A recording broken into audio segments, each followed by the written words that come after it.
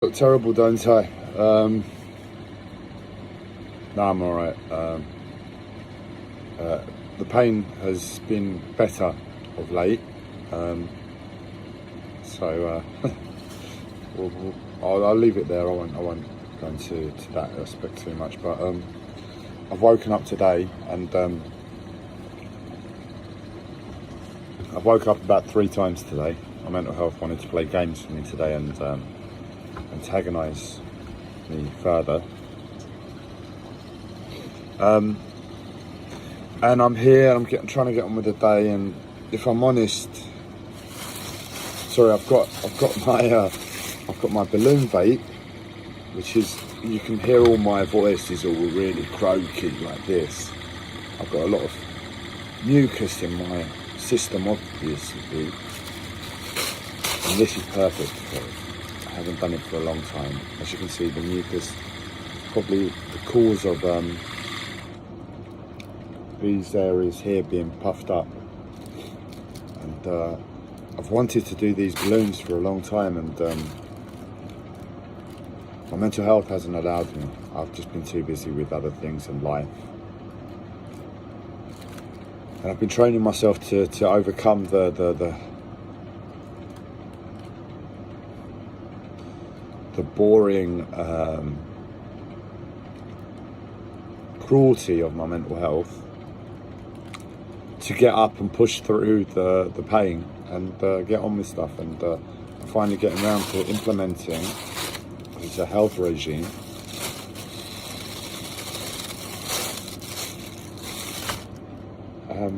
Some balloons. I don't know how long I can keep it going for. It's only the second day, so I need a good few weeks of this to get me back into a shape of health, good place of health.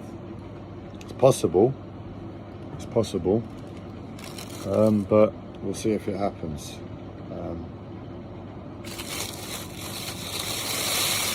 So I've woken up the day and I'm getting on with stuff, and I don't know what it is. I don't know if it's the physical pain. I don't know if it's the mental, emotional pain of my life, but I'm not able to really be present, and I'm going into a place of intoxication.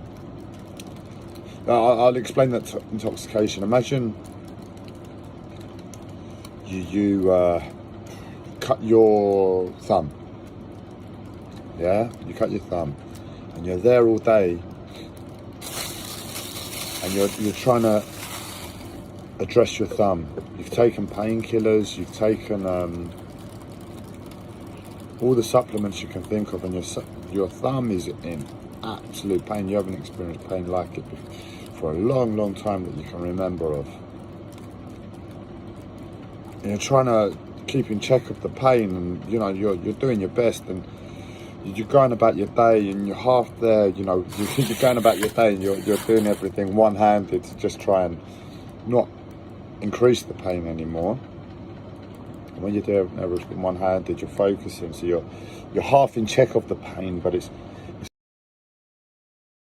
of being in control and not being in control. And it comes the evening time, and you have your meal, you sit down, and you want a half hour to relax, and the pain's still there, and the want to relax is so overwhelming because you've been fighting all day from this pain in the background, and it's exhausting. And this is the time of day that you normally take your half-hour relaxation, and you deserve that half-hour relaxation, because this world is... But you got the pain and you can't relax, and the pain is amplifying because you need to relax. That's your routine, that's your life. And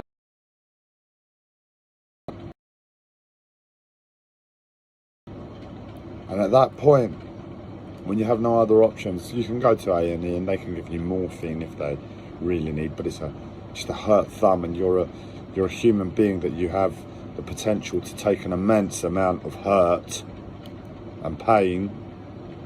And because you have the potential and propensity, I know I've said that last word wrong. I know the word, but this is how I come to vocabulary. sometimes I just forget how to pronounce certain words that I don't use in a long time. So propensity is how I'm going to pronounce it in this instance. Most of you will be able to guess what I mean. If you can't, it doesn't really matter. It's just the sickness that's come over humanity to enslave us that I'm using right now to communicate to you. But we'll continue on with that power of enslavement, language. It can be used in a beautiful way, I don't deny. But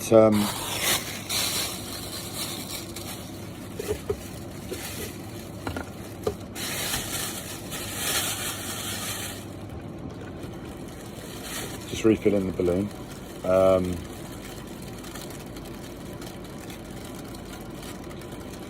And you realise it's not an appropriate thing for A&E. You can't deal with the shame of turning up there and asking for a dose of morphine for this pain that, you know, if you just go for a few days of immense pain, you'll get over. The shame of telling another person that you're in pain and asking for help when you can just ride it out for 2-3 days is nothing, is it? So you take it on board. And because of who we are, because of who society is, and because of what we need in terms of stupid actions, I need to take on this pain that I can have a medication for, that I would rather have the medication for, but because of shame, because of some sort of social protocol that I don't really understand but I appreciate is there, I decided to take on the pain. And the way to deal with the pain when I'm in that place is I try to push myself further. All right, I can't rest. I won't be able to rest today. I won't be able to rest for the next 3 days. So we push ourselves. I haven't forgotten about the title. I'll get onto it in a minute. So we push ourselves. I try and go and do a one-handed washing up, or I try and do some beauty therapies and one-handed again. But I realise I'm going all over. My eyelashes aren't quite straight, and I decide to leave that. So I go on the computer a bit. Oh, that seems to work. But it's getting late. I need bed. I need rest. So I go and lie down, and I can't sleep because of the pain.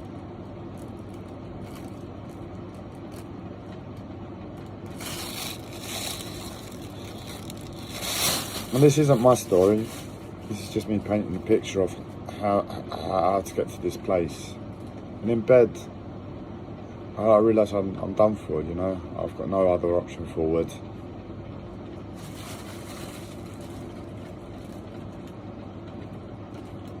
I'm not going to go to the hospital. I can either get up and be proactive in pain, but I'm exhausted. And in that moment, it's almost like a surrender into what is the pain. And when you surrender to the pain, you enter into this strange place. It's almost like a redness. A redness comes over you where you're intoxicated to the pain.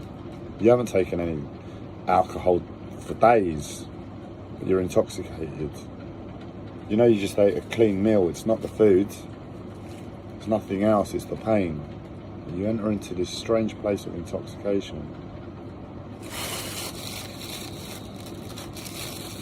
And you start to become silly. You start to become like haphazard. You can't quite manage your body anymore. Your body isn't in control anymore. You're out of control with your body. So you lie there, and in that intoxication, because you decided to lie there, the intoxication comes to the head rather than more of a physical one. If you're moving about, you start to get crazy ideas coming into your head, and you can't fight them off because you don't have the energy.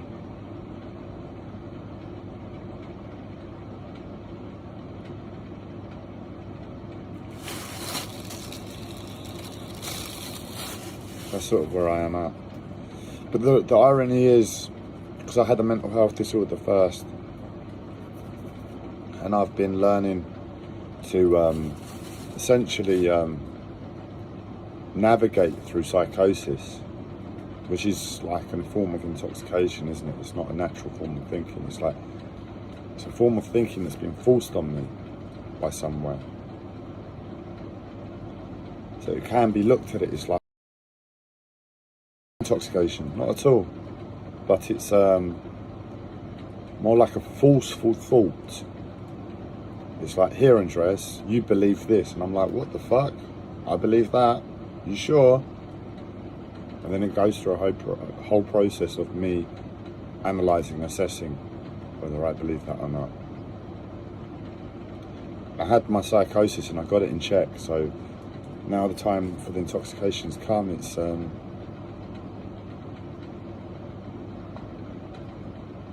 been half manageable. And I think that's the best that I can say where I can leave it at, in terms of how I'm coming to it. It's not the end of the world, but it's a total disgrace that I've been told to go here by the NHS. But beyond all the bad feelings I have towards the NHS and the people there that have that keep saying no to surgery, no to medication, no to this, no to helping me the other way, that I know that people are good behind it. And I know that given my life, things are pressured to the nth degree. And I probably have reason, because my life is so fucking strange, whereby that is appropriate. And I just can't see it yet, because I know the people are good there. They have good hearts. Even if their actions towards me are malicious beyond anything. I know that, but it's not something I can really dwell on too much.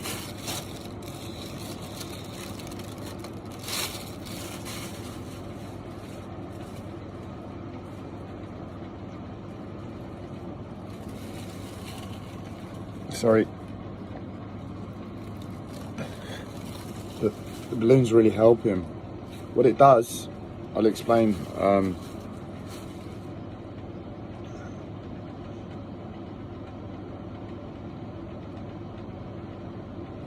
When I breathe it in, where I haven't been taking full lung expansions for a while, you can hear my voice is changing. I'm surprised that it's done that so much, but where I haven't been taking full lung expansions for a while, it's like you breathe it in and it annoys. This is what the feeling, but it's ever so slight. All those bronchi, I think they're called. It's like the intersection of this bit here where the lungs connect to. It's like little tree roots, little plant roots. And it annoys them, aggravates them. It's like they fell asleep. And it's like, it's coming in and it's saying, hey guys, what are you doing? I'm here. Breathe me, breathe me. And they're like, no, piss off. Oh, I'm not sleeping. It's like, no, breathe me. So like, fucking wake up and they breathe it in. That's the experience. So in the waking up process, there's a slight aggravation, there's a slight agitation in the body, but it's manageable. And it's something that I'm really need to do, get back into doing. I think it's a really good therapy, this, actually. You stick a load of resins, get herbal plant resins, so there's moisture in them, whereas the herb is quite dry most of the time. Unless you get something fresh, the herb loses its moisture, and you want it to have a little bit of moisture. Like if you get, I remember from the days where I was smoking marijuana as a teenager, as a teenager.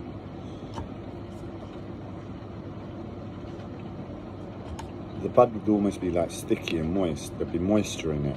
It would be almost like fresh, even though it had gone through a drying process. Whereas the CBD hemp that I've just purchased It's come in like a bulk bag. It's very, very dry. I've not tried it in this, but it would work. It's very, very dry, so there is some logic that just normal plant herbs would work. And this is something I'm interested to explore, actually. Yes, I'm very interested to explore this avenue. Thank you for being here for 15 minutes to give me this idea. I feel like enlightened by it.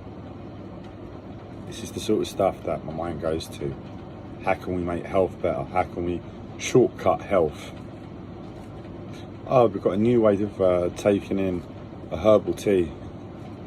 You know, that sort of mentality. That's why I get really interested. But no, yeah, I was saying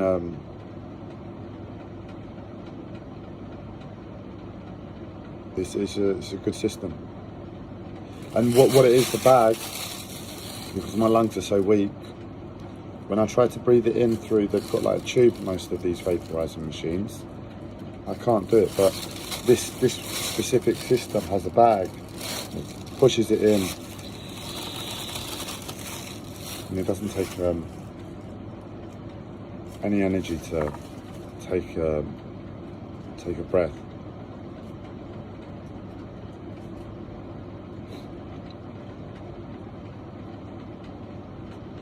Well, it's really good in the morning at 1 o'clock, yeah. But anyway,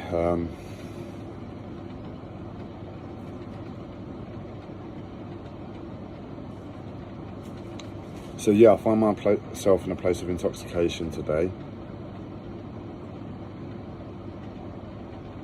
and I thought I'd just come and make a live stream. It was like I was half fighting my mental health in the kitchen, and it was like I'm weak. I don't know. I'm weak because I'm intoxicated. I'm intoxicated by the pain, and I didn't really have the energy to fight my mental health. So I thought, let me take 5 minutes to come and make this video. 5 minutes. That's always the intention, make it for 5 minutes, but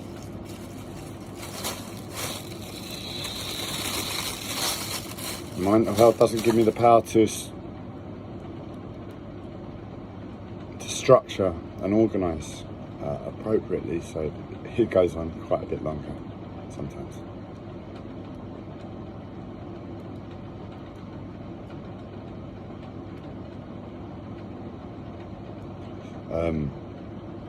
So the title, exploring my ego through psychotic narratives.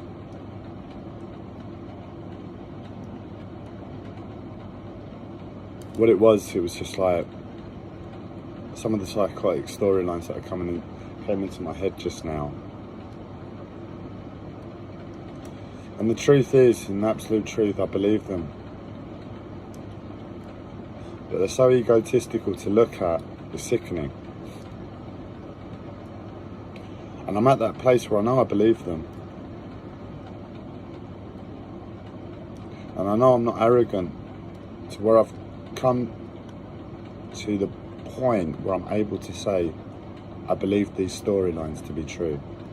I know I'm not arrogant, but yet I believe them. And if I snap out of that intoxication and I look at it from a state of normality, I'm like, however much I believe it, and I do believe it, I can't admit it because it's so egotistical. It's so egotistical to believe that.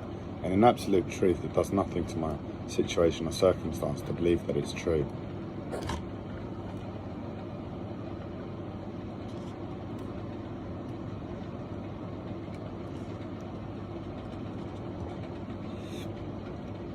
And that is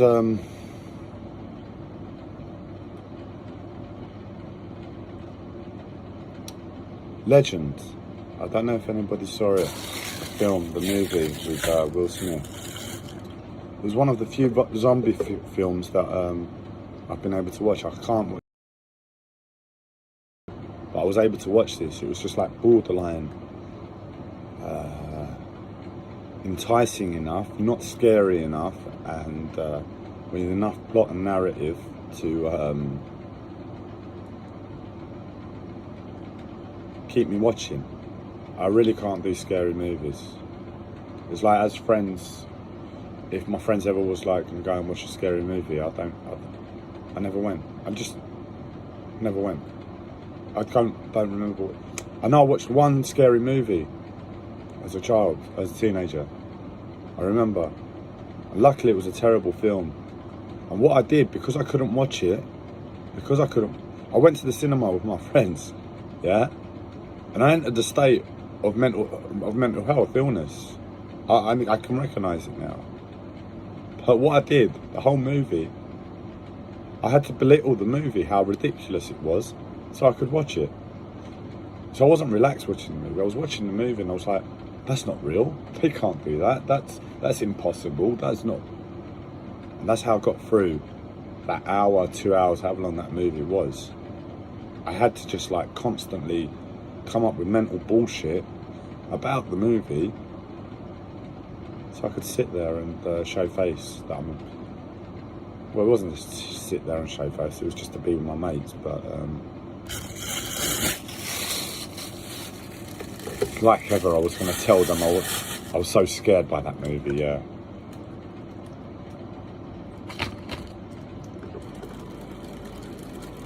But what my psychosis is telling me is that the movie Legend with Will Smith, it's almost like a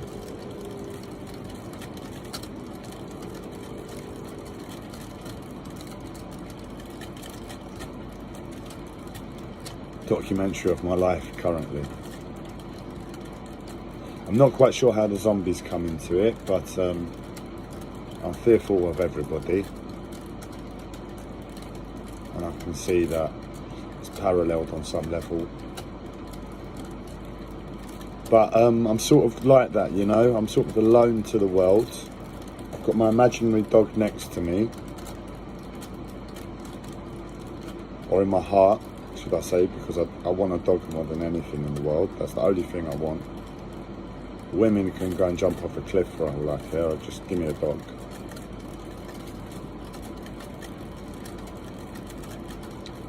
And I'm here in this place, and I'm of that survival mindset, you know. I'm like, fuck the world, man. I'm looking after myself first.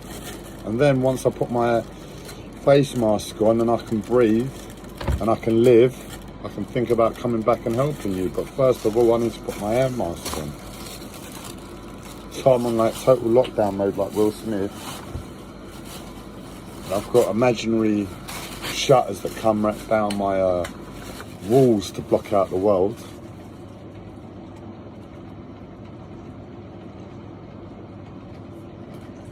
But the most accurate thing in that movie where I can relate to as myself is Will Smith, when he had the woman and the child. At least I remember it from this point. There was a woman and a child that weren't zombies that he found, and they came to visit him. And they came to his home, and it was testing. You could see he was troubled by it. He had a little like twitch in his eye, and it's sort of where I'm at, you know. And I can see how that film is almost a depiction of my life at present, because I'm off that mindset, you know, just heal the world. That's from about the age of 20 to 30 something. That's all I was focused on. Heal the world. And I went at that with all the energy I could, and it's in me, you know, it's in my body. I'm gonna have to program it out slowly over the next 35 years, but it's there, you know, it's in my decision.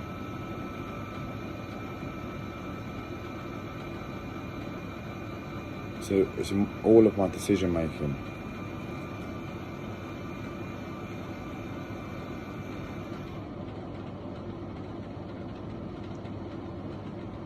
can't get away from it. And that's sort of like the mentality where he's actively trying to find a cure for this disease that's spread around humanity. And as I said, you know, I've been open about it, what my position is with life. My previous, I've attempted suicide previously, and I'm still here. And I've learnt my lessons through the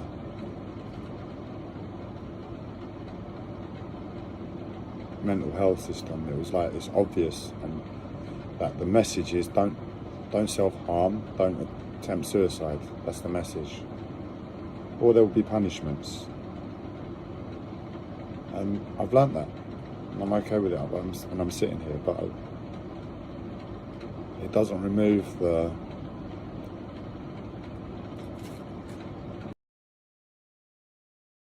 just trying to find the right words. It doesn't remove the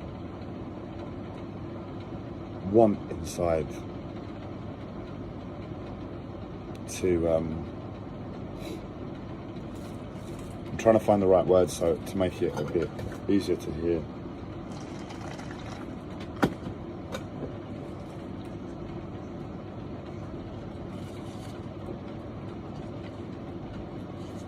To be somewhere else, not in this body, not in this life. It doesn't remove that.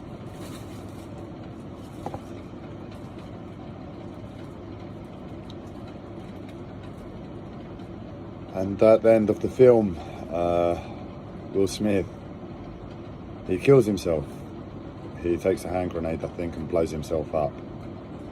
He could have gone to this new world, I think, that they found a new civilization for humanity on an enclosed island with no virus, no zombies. And I just have to take a minute within my mental health, because I'm really paranoid, and this is my paranoia. It doesn't often come up, but for reasons for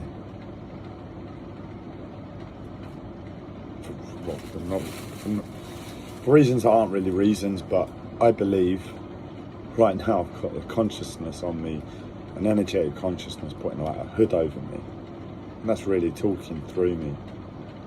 So it's just take a chill pill break and say, because that thought's come into my head, to just stop for a moment, and with you watching as my witness, to aim a fictitious arrow at the consciousness that's behind me and putting a hood over my back, over my head, and speaking through me. Just tell it to fuck off. And now we can carry on. So we were saying, yeah, I'm a bit like Will Smith. You know, I can relate to that. I found a cure for humanity. My work has done. Woman, child, you know, life still goes on, but I've just lived the last God knows how many decades of isolation and fighting zombies and not having a thing. And now I've developed this twitch in my eye. I think I'm just going to say goodbye and come back in the next life and enjoy humanity rather than continue in this body. I can relate to that. Because apparently my friend who I watched the film with, he turned around to me afterwards and he declared that he'd read the book. He'd read the book on the film, and it was a lot more, it elaborated a lot more than the movie did. And apparently there was an alternative ending where he lived. Doesn't really matter to me. I'm just saying, my life is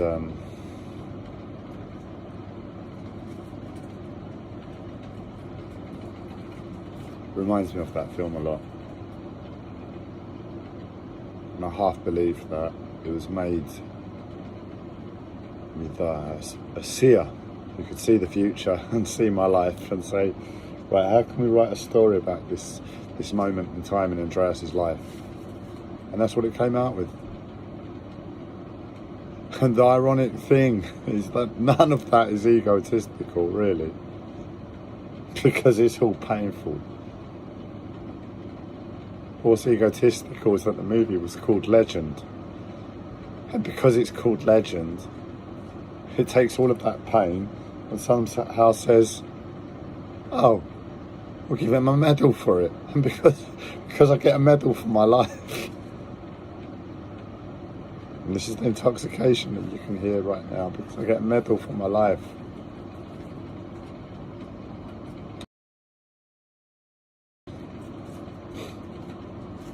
But yeah, no, that's the long and short of it. There are many things like this that keep coming to me that I openly admit or don't, that I believe or don't believe that this is a reflection of my life. It's just so weird and wacky.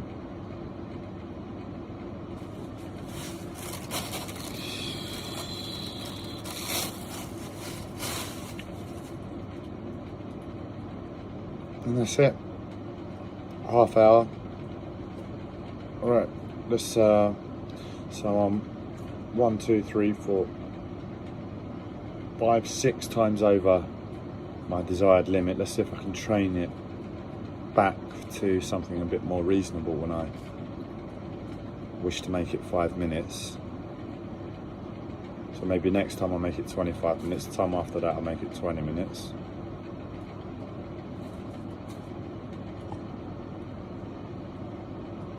This has been my mentality my whole life, and I remember this is the mentality I applied to try and get over my bulimia. It was like, try and go a day, Andreas. Try and go a day. Try and go 2 days. Try and go 3 days. And once you hit a week, it sort of rolls into another and you've sort of done it. So all you have to do is go 7 days and you're sort of there, Andreas. And I remember I used to try 1 day, let's try and not be bulimic. I try and make it to 2 days, 3 days, 4 days. And I fought bulimia through training.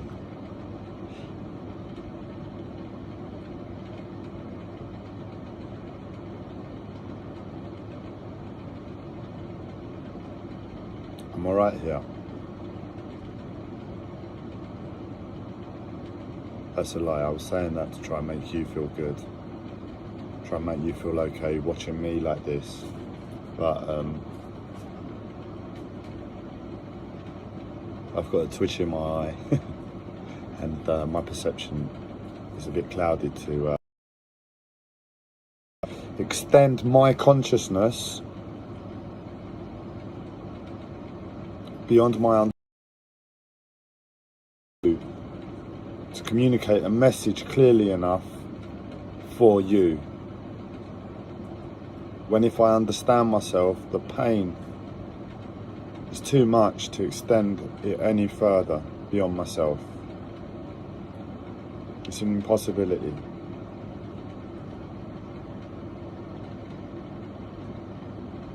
And if I'm in pain, given my life, it's almost certain you all are in pain. So how can anybody see anybody else?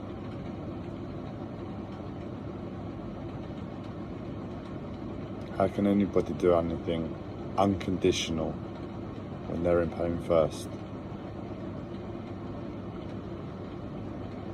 And if you're not in pain, then what are you doing? Why aren't you fighting to create a better planet? And if you fight to create a better planet, you'll be in pain soon enough, believe me. And that's it, we're a slave species. We're all enclosed into our own little segments of pain. We either choose to get up and show an active energy of healing towards the world,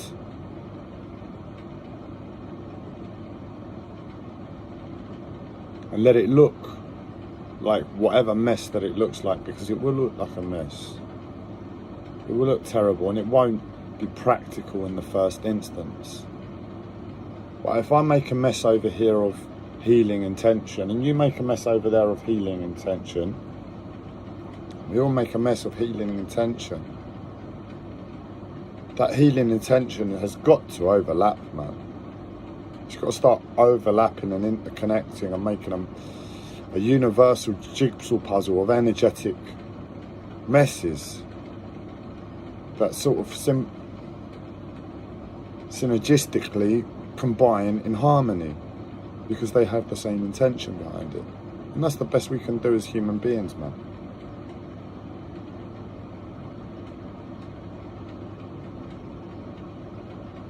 But you're all lost within the collective psychosis. And you might as well be just energetic. You might as well just be balls of energy to me. You're sort of lifeless in that. And I don't know how to communicate to you. So this is me communicating in the way that I understand, the way I've always been taught, the way I be. Very simplistic communication. I'm troubled that I used the word narrative in my title, because I could have used the word story, and story is a lot more simple.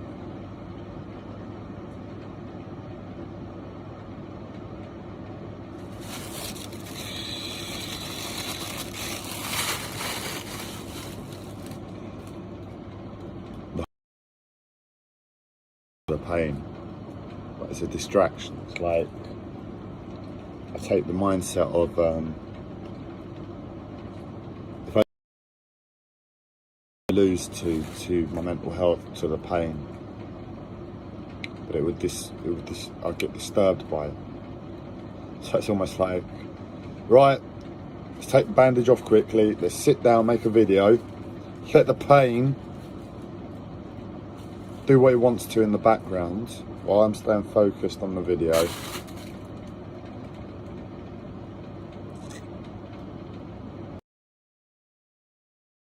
I'll be in a worse position, but if I can just get my mind to accept that worst position at that point in time, I'm still focused, and I can sort of like hold my breath to this one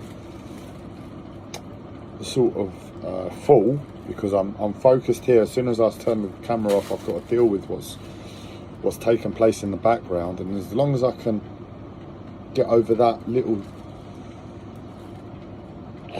just one losing,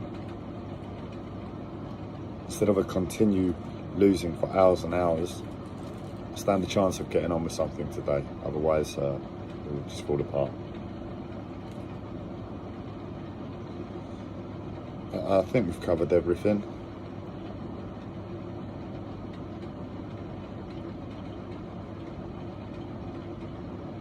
Am I a legend in shaming myself the way I've done? Or am I mentally ill beyond all recognition? And in which case it just doesn't really matter. It's just fantasy storylines, isn't it? It's the way this person entertains himself, gives himself life. In which case is it really bad anyway, given that the outside world puts him in a position where he has to enter intoxication, which amplifies these psychotic storylines, narratives.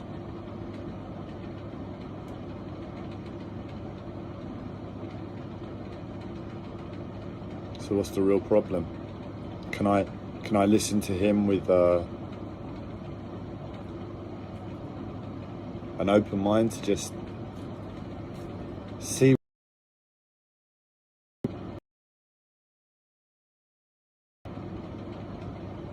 when it's constrained, when it's been caught, when it's enclosed?